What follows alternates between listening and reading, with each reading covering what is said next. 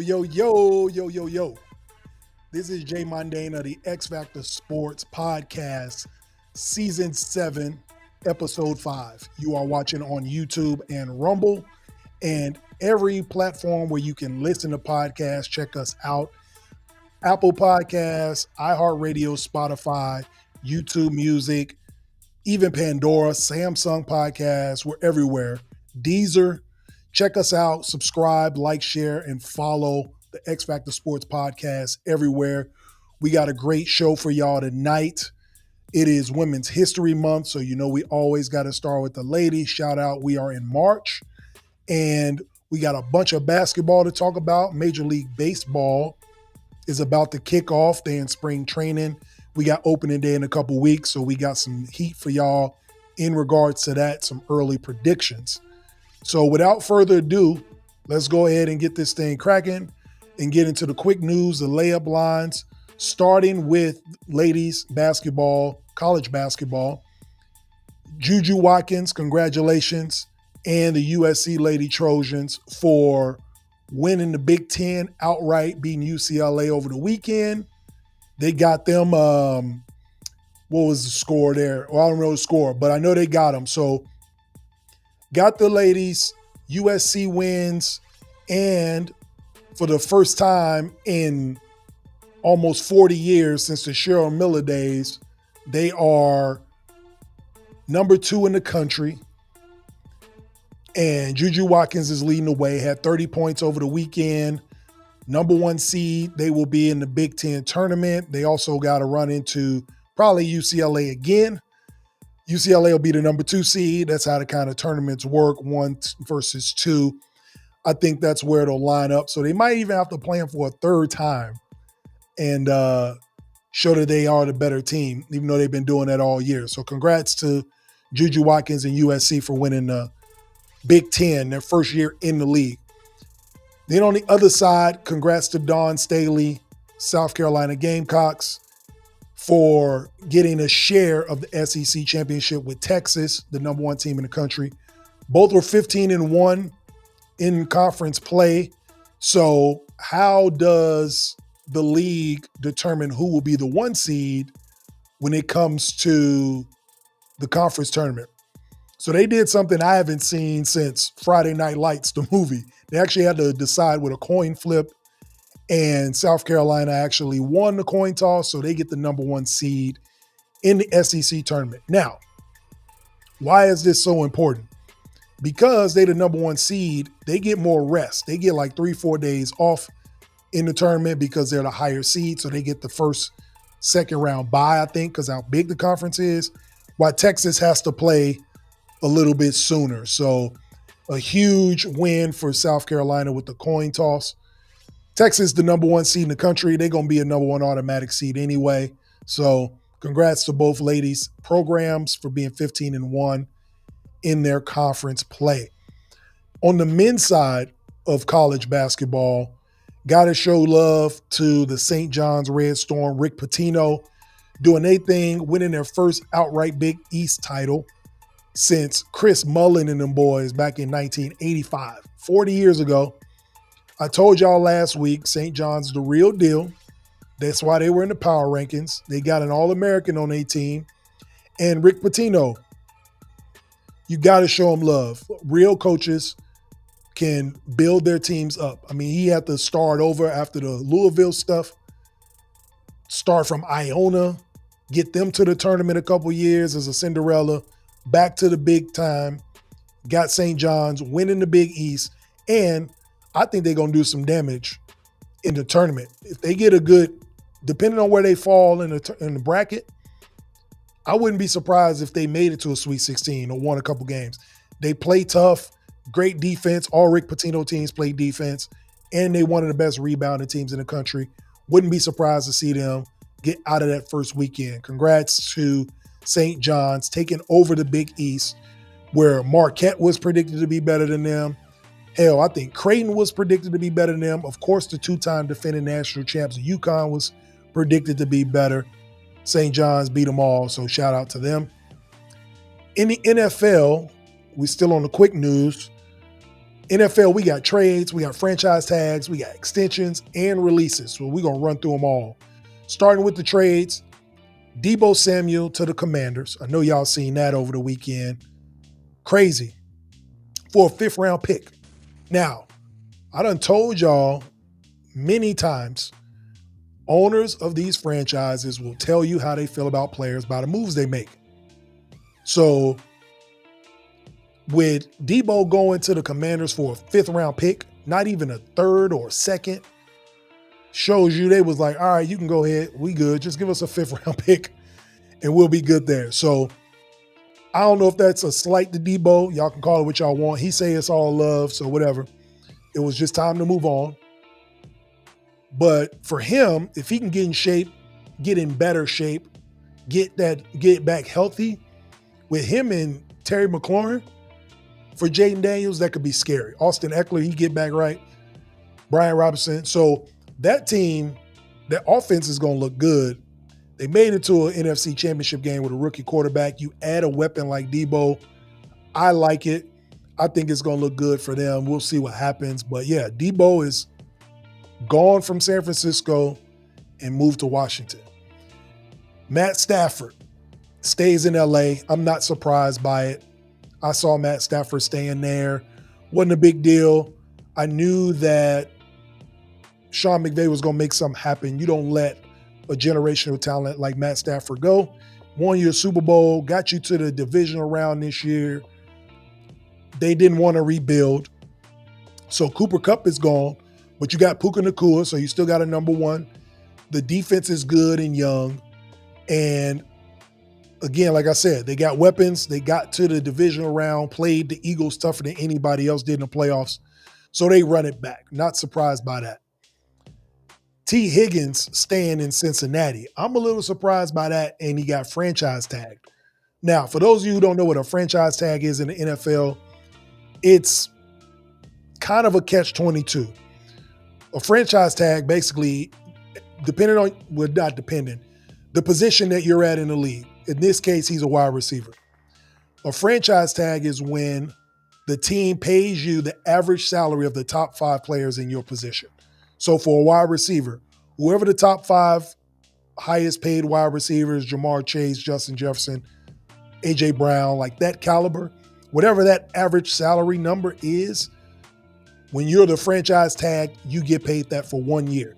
So T. Higgins is getting 26 and a half. So he's getting paid well, but the catch-22 is it's a 1-year deal, almost like a prove-it deal. And he had a franchise tag on him last season. So what T. Higgins and what all athletes want, especially in the NFL, is contract extension. They want some security. They want to know that they are good for multiple years. But because they tagged him, he's got to prove it again and play another year, but he makes a big bag for it. So we'll see how that goes. Hopefully he wants to stay. Hopefully they can negotiate a deal. He may get traded midseason. I don't know. We'll see. But T. Higgins is back in Cincy for now. Contract extensions. Saquon Barkley. Congrats to Saquon Barkley. If you've been following the X Factor Sports podcast since the beginning, back when we had the green curtain in the back, you remember I said the X Factor Sports podcast saves the running back position, right? And you look up now, and Derrick Henry's of the world, the Saquon Barkleys, just got an extension, 2 years, $41.5 million, Super Bowl champ, Offensive Player of the Year, well-deserved. Saquon Barkley gets his money. And look, every time something good happens to Saquon Barkley, you just kind of got to laugh at the little Giants, right? For letting them go. And then you don't even got Daniel Jones no more. Like, who's running this organization? So I'm glad he got out of there. He was professional about it. He did it the right way. And now he's getting rewarded. $20 million a year. Congrats to Saquon. You deserve every penny. Running backs are back. And then last in the NFL, the Jets release Davante Adams. Again, ownership's going to tell you how they feel about you by the moves they make. Aaron Glenn comes in. They cut Aaron Rodgers.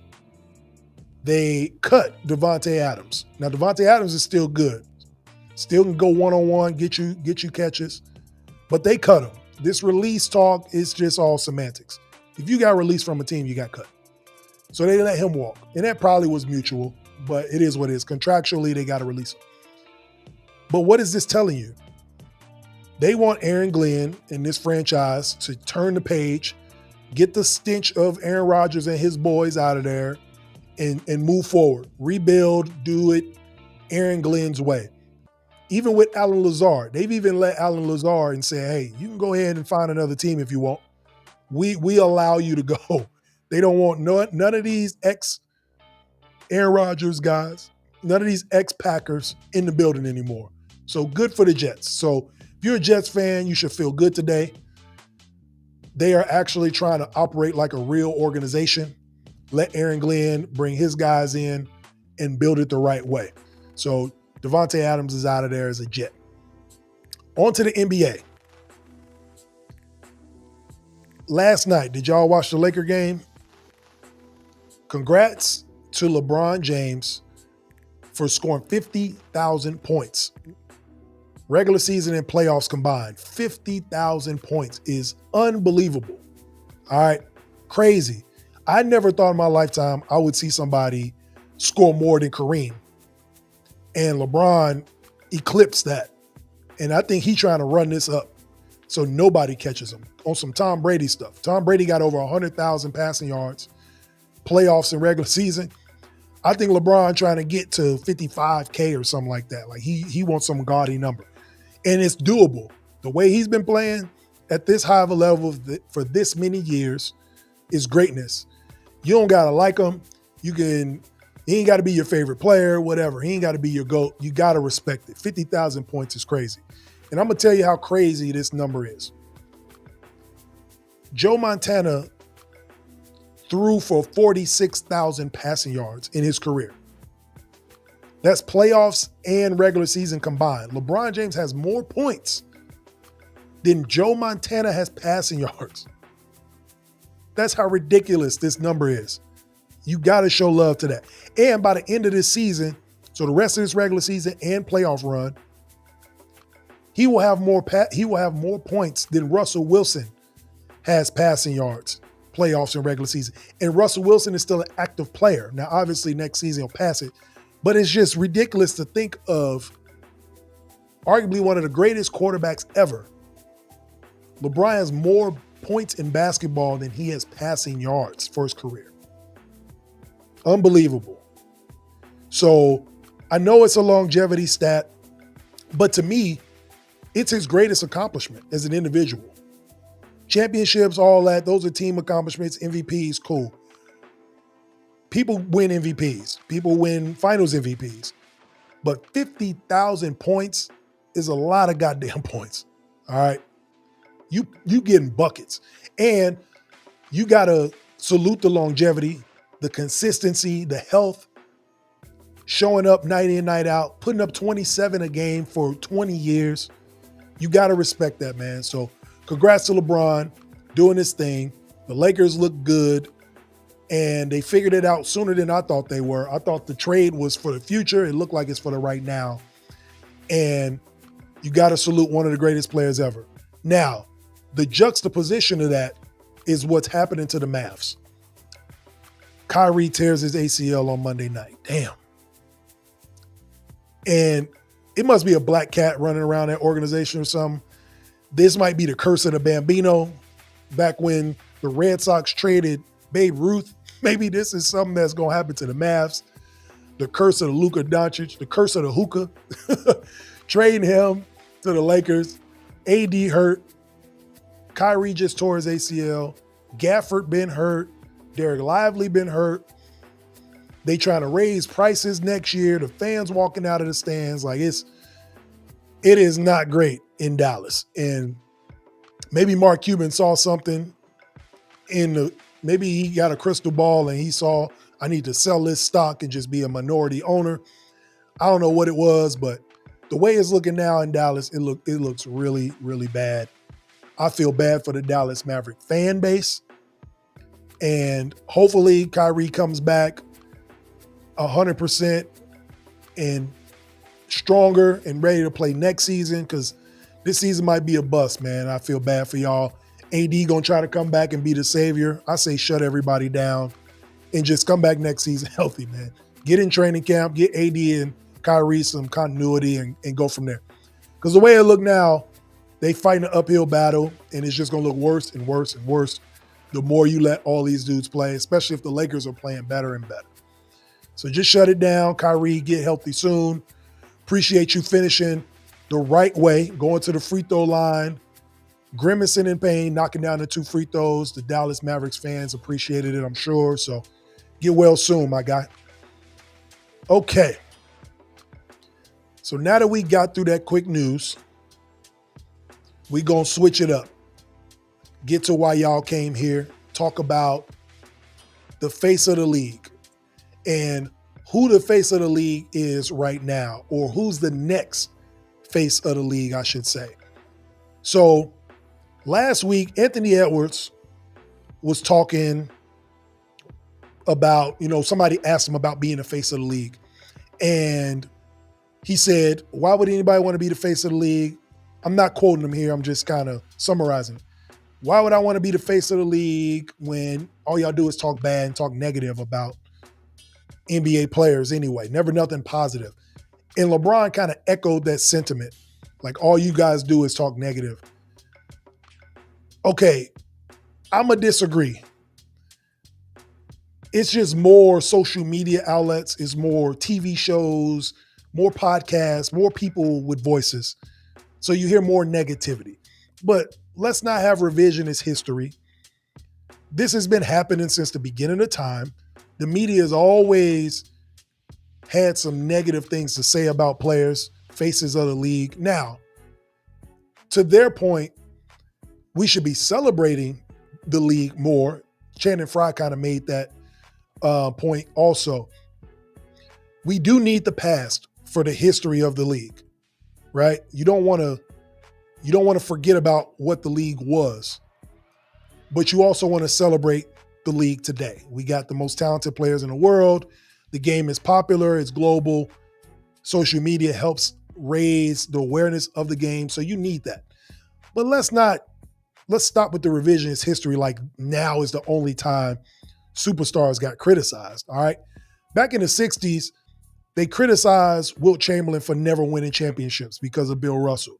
And he was big and dominant, and all he cared about was himself, and he didn't win championships. So he was getting criticized too, all right? It's just back then, you actually had to read because it was in the newspaper and it was in books, all right? It was articles. It wasn't just memes or just wasn't reels on social media. In the 70s, they gave it to Kareem, saying he was aloof, didn't want to talk to the media, even though he was winning championships left and right. He's the best player, universally recognized as the best player in the world. And the media had nothing but negative things to say because he didn't want to talk to him because he was into civil rights. He was a proud black man. And so all of this stuff was happening back then too. In the 80s, you had Tragic Johnson because of how bad he played in the 84 finals against the Celtics. So he had to come back and prove that he was the man. And this is Magic Johnson and Larry Bird when they were saving the league from tape delay. And they were talking bad about Magic Johnson. So this stuff has been happening since the beginning of time. So don't act like it hasn't been, right? Then we get to the 90s with Jordan. This is during the time Jordan was, and the Bulls were starting a dynasty in the middle of a three-peat. A local beat writer for the Tribune wrote a book called The Jordan Rules, talking about Jordan was bullying teammates and Jordan was not passing the ball and kind of a tough guy, yada, yada, yada. In the middle of their season, trying to win a championship, he breaking up the locker room with the book. And the newspapers got Jordan gambling in Atlantic City during the playoff games. I'm not saying none of these things are lies. All I'm saying is to act like scrutiny wasn't a thing until 2021 or 2016 is ridiculous. Jordan was going through all this stuff in the 90s. To get a little darker, his gambling they put such a bad stain on that, trying to tarnish his image, that when his father, James Jordan, was murdered, it was articles out saying that the reason his father was murdered was because of his gambling. His gambling had something to do with it. They were trying to make conspiracies up of it. Talking about David Stern suspended him for 18 months because of his gambling. So we talking about scrutiny like it's a new thing. They went that far. It was some news commentators going that far about Jordan. In the middle of a dynasty, winning gold medals, three-peating, known as the best player ever. And that's what was going on as far as negativity goes. It just wasn't no social media back then. So you didn't hear about it all over the place. Kobe in the 2000s, when he was dealing with the sexual assault charges, going to court in Colorado, fly in, give you 35, having to deal with that, tarnished his whole image. He had to rebuild his whole image up after that. Lost his Nike deal, had to get it back. All these things was happening. So this ain't new, all right? It's just more people talking about it. It's more shows with hot takes and more podcasts and more reels. That's all it is. So let's not act like scrutinizing superstars is a new thing. It happens in other sports too, right? So I don't agree with LeBron and that man on that. I do agree that the game needs to be celebrated more than the negativity, or at least highlight more of the positive. But that's what our news is today, right? Y'all pay attention to the other type of news. They highlight the negative stuff. World we live in. So to break this down even more, when we talk about faces of the league, again, to Anthony Edwards, I don't know why the media is coming to him and asking him if he wants to be the face of the league anyway, because he ain't done enough to be the face of the league. What has he done? He won a gold medal this summer. He ain't been to no championships, ain't sniffed the finals. He ain't been first team All-NBA, no MVPs, nothing. So he is far, far away from being the face of a league. I respect Jason Tatum for coming out and saying, I want to be the face of the league. Look at my numbers. Look at what I did. I respect him for wanting that, but he needs to do a little bit more. He ain't there yet either. Yes, he's been to 6 conference finals. He's been first team All-NBA about 3 years in a row, won a ring. Not yet. You're on the right path. You got the momentum, but you're not even regarded as the best player in the league. You're one of the best players in the league. And so that's what we're about to talk about. So I'm going to go ahead and break this thing down, right? There are a few reasons why we don't have a new face of the league to answer the question. Number one, LeBron and Steph are still playing. Y'all saw what LeBron did last night. I mean, my man's over 50,000 points, right? Steph is still playing. Go look online and see who are the 2 highest selling jerseys in the NBA. It's Steph and LeBron. They're still the most popular players. They're still playing at a high level. So as long as they in the league, they will be the faces of the league, right? And it was always like that. You go from the 60s all the way to now, there's always been at least 2 guys that would be considered the faces of the league because you need adversary for competition.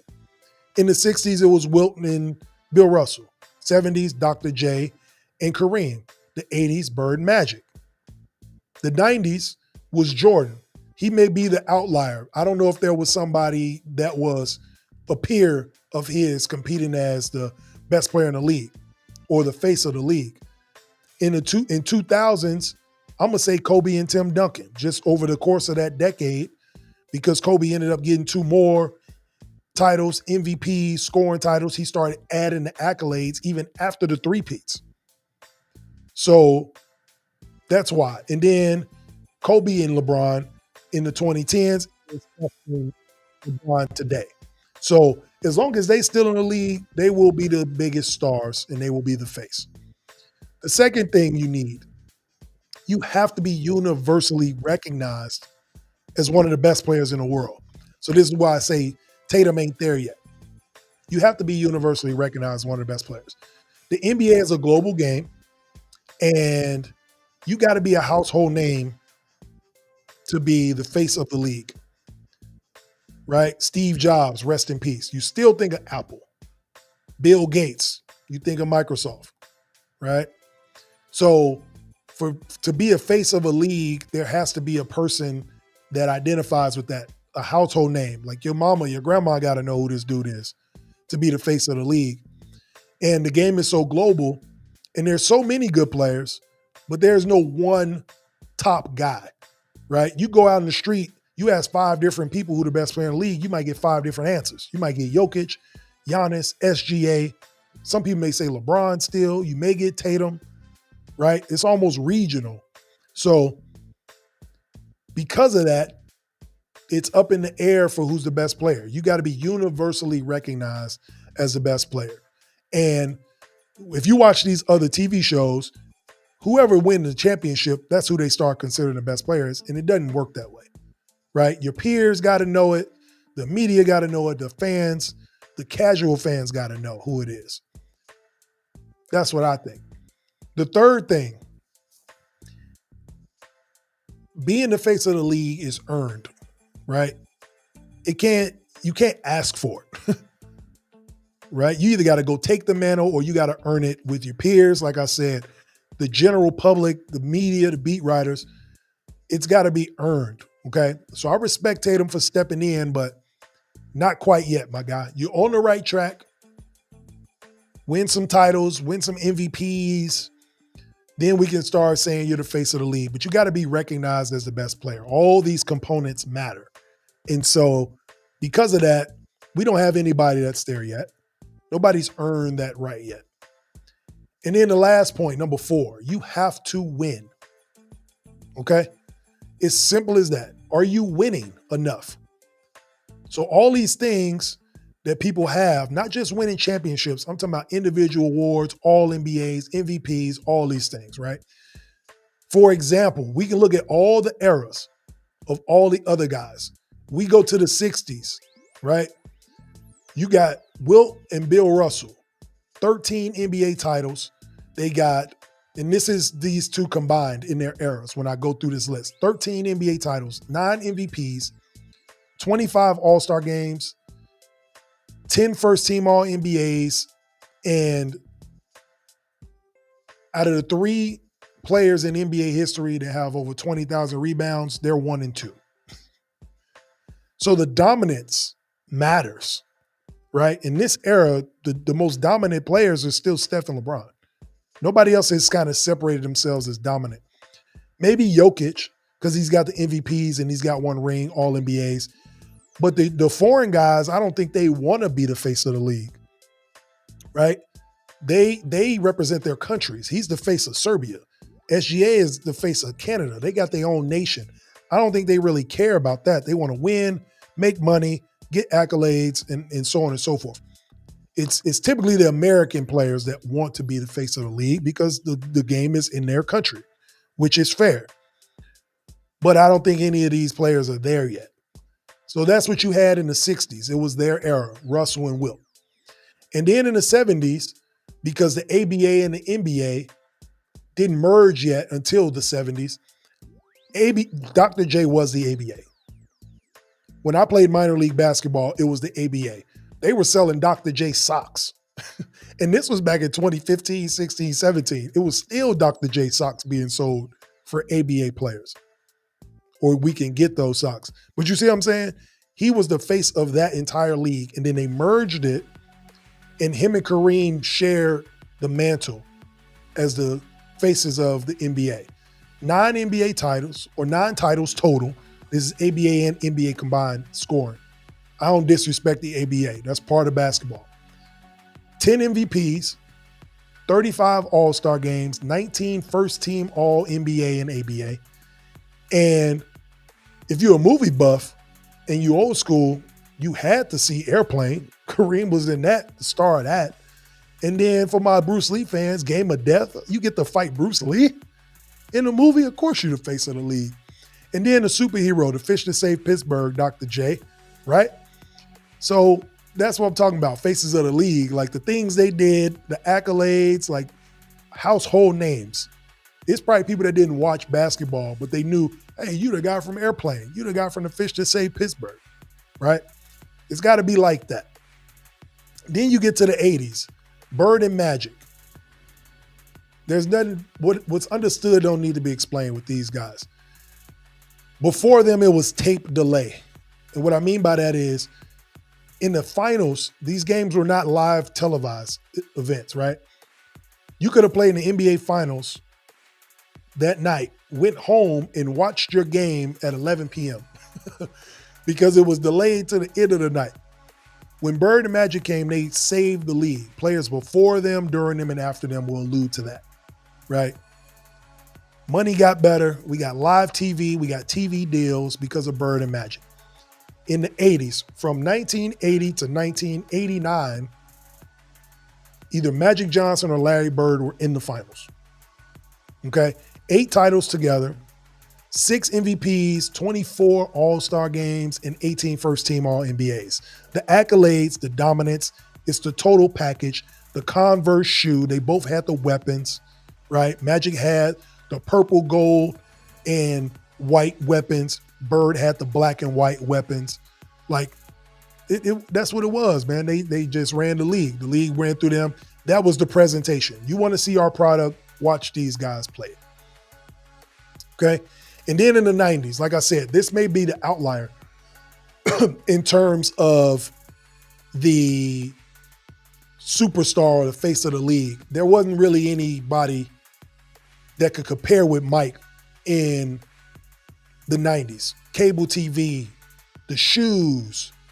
It got global with the Dream Team in 92. He had a whole side of a building as a billboard.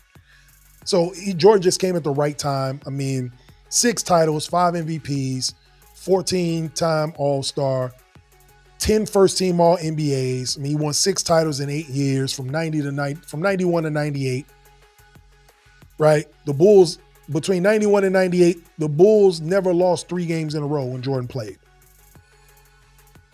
So, you know what I'm saying? Like, stuff like that, right? Face of the league type stuff, legacy type stuff. So that's where he was in the 90s, okay?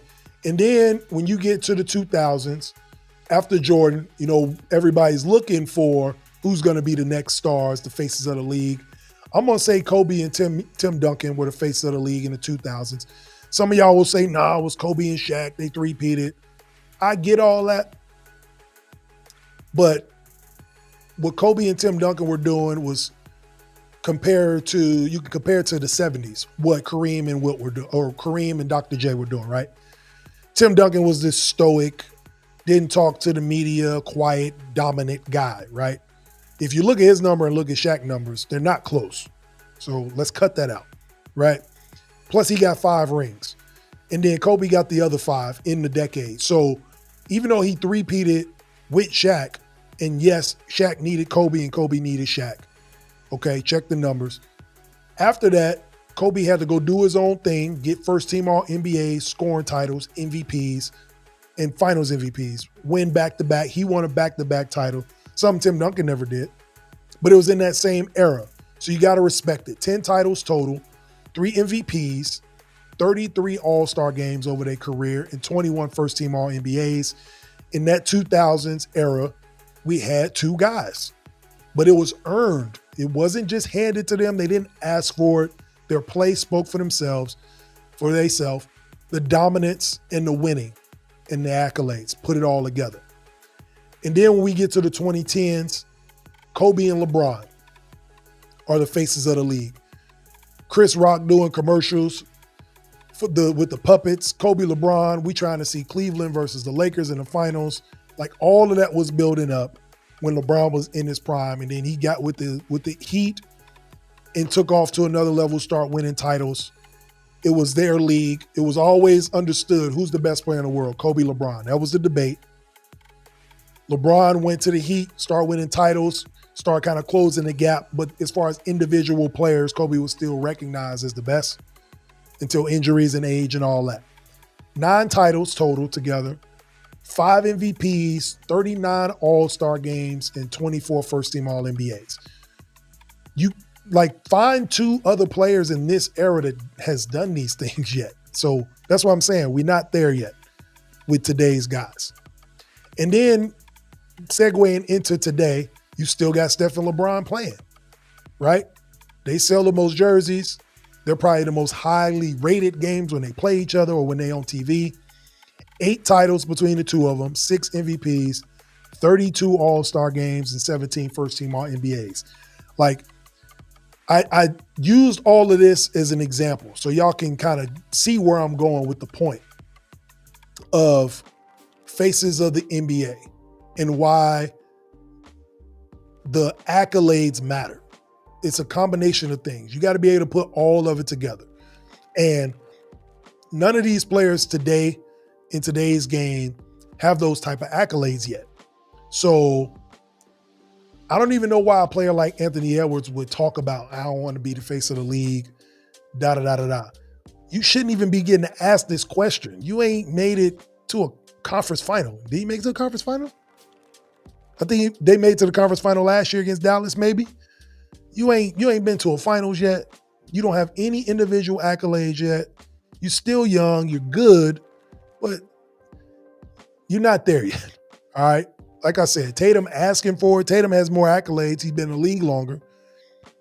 But is he regarded as the best player in the league? Is Ant-Man the best player in the league? Right? So it just takes a lot. Then you got to have the charisma, the professionalism, right? You got to be able to have the endorsements. All of these things come into play when being the face of a league, the face of a business. So I just think that we don't have any players that are there yet. So when we say who's the next face of the league, I don't know. As long as LeBron and Steph are still around, they're the faces of the NBA, and we'll see what happens. It's kind of like when Jordan left. They were trying to figure out who the face of the league would be. Would it be Vince Carter? Would it be Allen Iverson? So on and so forth, Shaq. And it took a while. So I think the same thing will happen with these guys. So y'all let me know what y'all think. Who you think the face of the league is now, or who it will be in the future? Because right now we know what it is. Who do you see on that trajectory being the best player in the NBA? Okay. Let's switch it up. Again, we are on YouTube and Rumble Wednesday nights. Always check us out. Like, share, subscribe, and follow the X Factor Sports Podcast on all social media platforms. And you can always listen to the X Factor Sports Podcast on any platform that allows you to listen to podcasts. Okay? So we're going to switch to this. Major League Baseball is coming. So you know we got to get into that. And with Major League Baseball, we have some predictions. So in 2 weeks is opening day for Major League Baseball. Now I'm wondering what the season will look like. We're not doing a bet that segment, but we call these are called future bets. If you go on any betting site and you go to Major League Baseball, you can go to their futures and kind of pick and choose what you think is going to happen. So we're going to get into some Major League Baseball early predictions with 2 weeks before opening day. And we're going to start with the division winners in the American League and the National League. So let's go ahead and get that up on the screen. And in the American League East, I got the Yankees winning the East. Again, they lose Juan Soto, but they still got great players. You still got Aaron Judge. You still got Garrett Cole on the mound. They need to work on their fielding and their defense. They got exposed in the World Series last year by the Dodgers. So hopefully they fix that. But I think in their division, I got the Yankees winning. They're still dominant. They still got the best players. So the Yankees win the East. In the West, the Astros win the West. And they're getting a little older with their stars. Jose Altuve, they're going to move him to the outfield, left field. Can't play second base anymore. You need somebody younger, a little more twitchy to play that position. So they're going to move Altuve out. But I still think the Astros are good. They play good baseball. And the Rangers may have something to say just because they had a down year last season after winning the World Series in 23. They may come back in 25 with something to say, but give me the Astros to win that division. In the Central, the Twins. I know the Guardians won it last year. Twins had some injuries. I think they're going to be better. As long as they can stay healthy, I think they can win the division. There's going to be some other teams that are in there. The Royals are going to be better. The Tigers will be better. I think they bullpen got a lot better with the rookie they just got, Jackson Joby. Scubo's still there. But I'm going to go ahead and take the Twins to win the division in the futures bet. In the National League, you got to go with the Mets. They spending all this damn money. They got Mr. $760 million, Juan Soto. Took them from the Bronx, brought them to Queens. They better win the division. Now, it's been the Braves division for the last decade, but their best players keep getting hurt. And one thing I know about injuries and getting older, you don't get healthier. So I don't know, Ron Acuna Jr., all these guys, are they going to be healthy enough to win a division? The Phillies are going to be good, but when you pay that type of money as the Mets did, you better win the division. So I'm going with the Mets. In the West, this might as well be called the Dodgers division. They win it all the damn time. I don't see any reason why they wouldn't win it again. Defending champs. And oh, by the way, Shohei Ohtani will be pitching this year. So you got to deal with that. And then Clayton Kershaw's healthy. They add the rookie Korean sensation.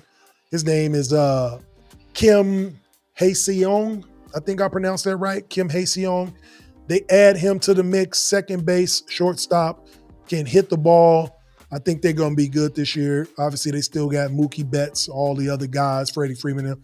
So shout out to the Dodgers. They're going to win the West. And then the Central, I got the Brewers.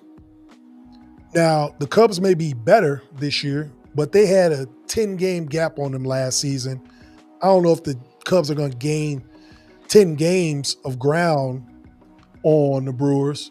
The Brewers are good. I think they run it back and win this division again. So that's who I got in my futures for division winners. And then let's move on over to the awards. Again, these can be futures bets as well. MVP, Cy Youngs, and all that. I got those awards too. So in American League and the National League, for MVP, I think both MVPs come out of New York. Aaron Judge for the Yankees, Juan Soto for the Mets.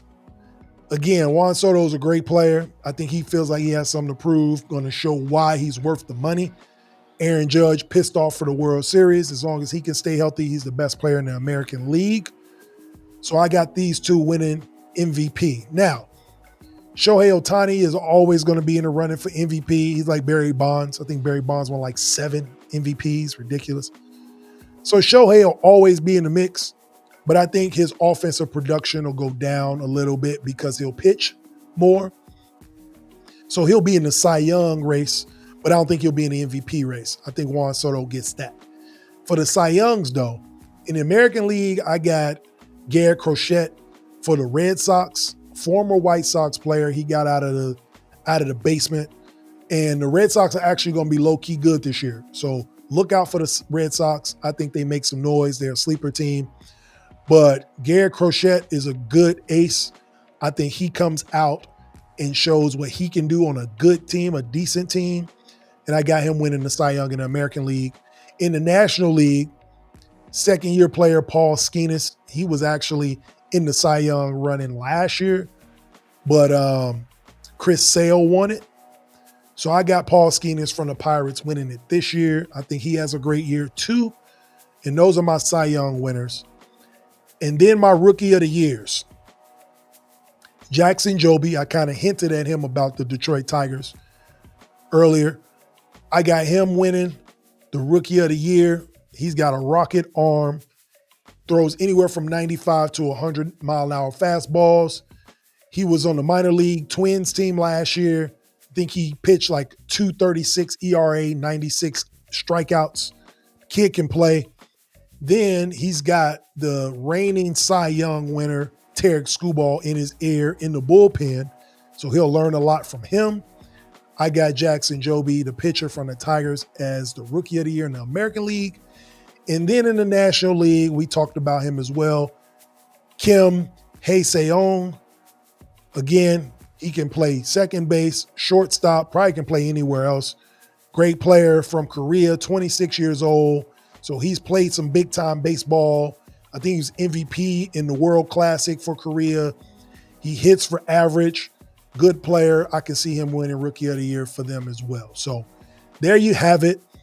For those who are viewing the show on YouTube and Rumble, you see it on the screen who we got for our futures picks. And for those who are listening, you heard what we got. And you can always check us out on YouTube as well if you want to catch the replay. So that's what we got there. All right. Now, before we get out of here, let's go ahead and get into the 2-minute warning. I want to thank y'all for tuning in to the X Factor Sports Podcast, always on YouTube and Rumble on Wednesday nights. But we're going to end it like this. Effort plus the wrong tools equals no results. What do you mean by that, Jay? If you're putting forth the effort somewhere, a lot of effort, blood, sweat, and tears type effort, but you don't have the correct tools to succeed, then you're not going to get the result you want, right?